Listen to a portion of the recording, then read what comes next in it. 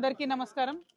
ఇవాళ మరి మొయినాబాద్లో కేతిరెడ్డిపల్లి గ్రామంలో జరిగినటువంటి స్వప్న గారి యొక్క ఉదంతం ఏదైతే ఉందో మొత్తం రాష్ట్ర వ్యాప్తంగా కూడా తీవ్రమైనటువంటి బాధ కలిగించింది మా అందరికి కూడా.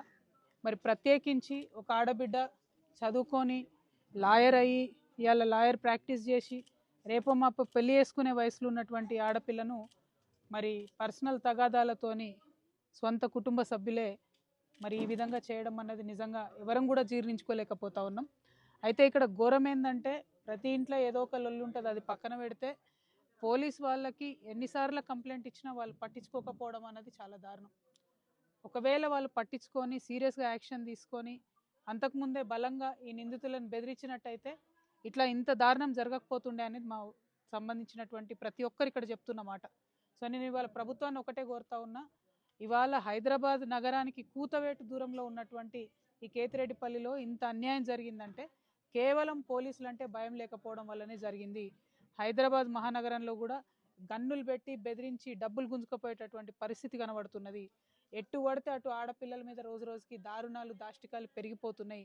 దయచేసి ప్రభుత్వాన్ని నేను కోరుతా ఉన్నాను, మీరు శ్రద్ధ పెట్టండి, పోలీసులకు స్ట్రిక్ట్ ఇన్ఫర్మేషన్ ఇవ్వండి, ఏదన్నా కంప్లైంట్ వస్తే సీరియస్గా తీసుకోమని చెప్పండి. పైగా ఈ అమ్మాయి అడ్వకేట్స్కి సంబంధించి అడ్వకేట్స్ ప్రొటెక్షన్ యాక్ట్ అని ఉంటుంది.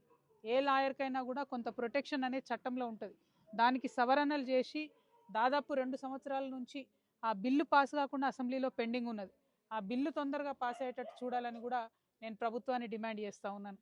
ఇక్కడ ఒక ఆడబిడ్డ మీద ఒక న్యాయవాది మీద జరిగినటువంటి దాడికి తక్షణమే సీఎం గారు స్పందించి మరి ఏదైతే నేరస్తులు జైల్లో ఇప్పటికే పెట్టినారో వారికి శిక్ష తొందరగా పడాలి, ఫాస్ట్ ట్రాక్ కోర్టులో దీన్ని చేపట్టాలి.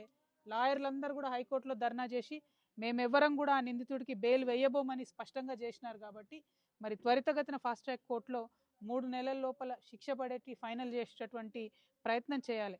తొందరగా శిక్ష పడకపోతే భయం అనేది ఉండదు నేరస్తులకు, కాబట్టి ఆ ప్రయత్నం చేయాలని చెప్పి నేను ప్రభుత్వాన్ని కోరుతా ఉన్నా.